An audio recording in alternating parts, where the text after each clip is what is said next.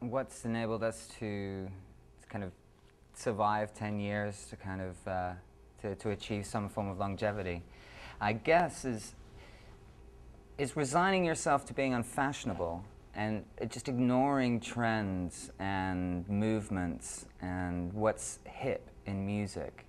I think is kind of is one of the main reasons why we've managed to kind of to have a fan base that's kind of grown and grown and grown over the years, because we followed our kind of singular vision, and we haven't really worried about what's hip, because the problem when you start concerning yourself with what's hip is that music moves so fast, and fashion in music moves so fast, that if by the time that you get out of the studio and you've made what was considered a hip record, it's not hip anymore, you know?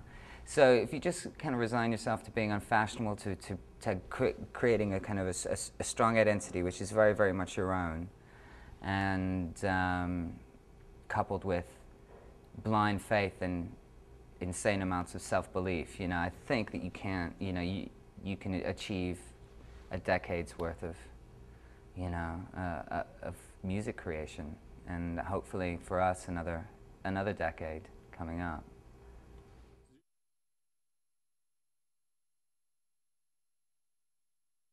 What was captured on the first album was, I think, very youthful and exuberant and naive kind of energy, really.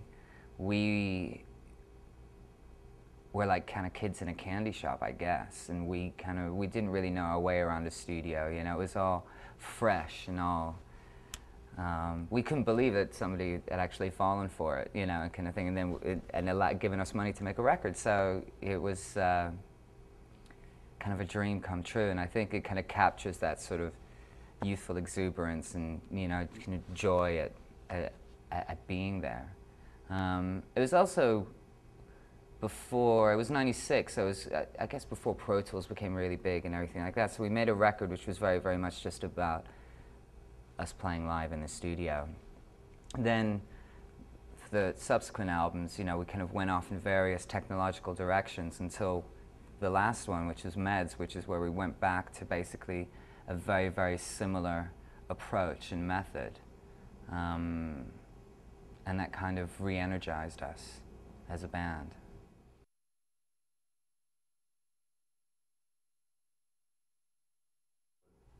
Well, I think most artists have a little voice in the back of their heads, you know, which is continuously telling them that they're crap, you know.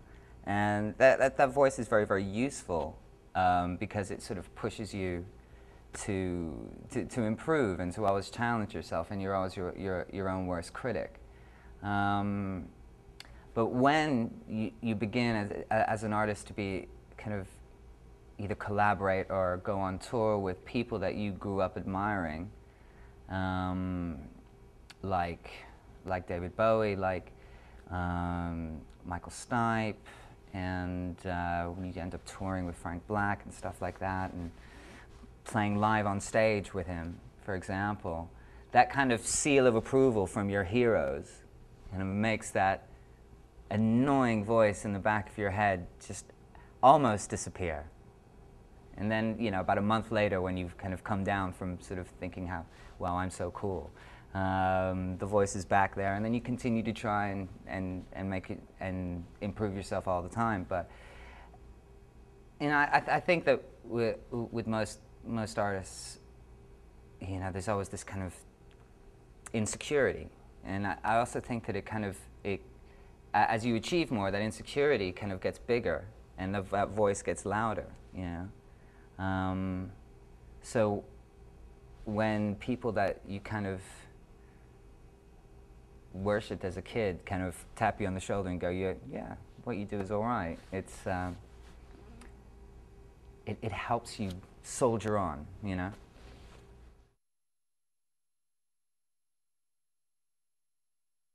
We re-released Meds at the beginning of this year in the US, and the track listing changed a little bit, and we put some extra tracks on them, and one of them is our cover of Running Up That Hill by Kate Bush. And we're kids of the '80s, you know.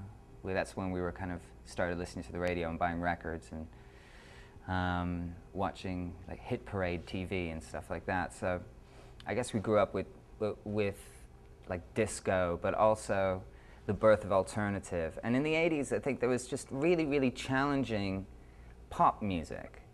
I think pop music today has become very kind of insipid and sort of lowest common denominator, you know.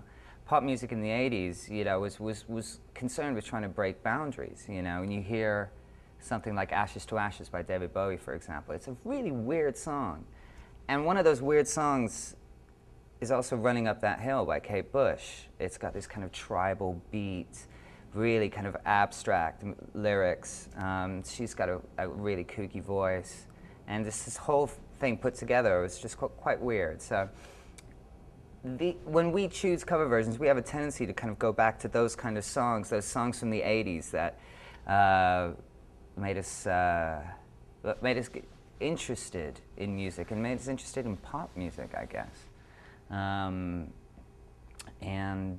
of the ones is Running Up That Hill, and we just try to infuse it with as much emotion as possible, and that had to do with kind of slowing the track down. The original is quite considerably faster tempo, and we felt that perhaps the real heaviness, the real emotional weight of what Kate Bush was saying was perhaps lost due to the tempo. So we wanted to really, really slow it down so that the weight of every word was apparent to the listener.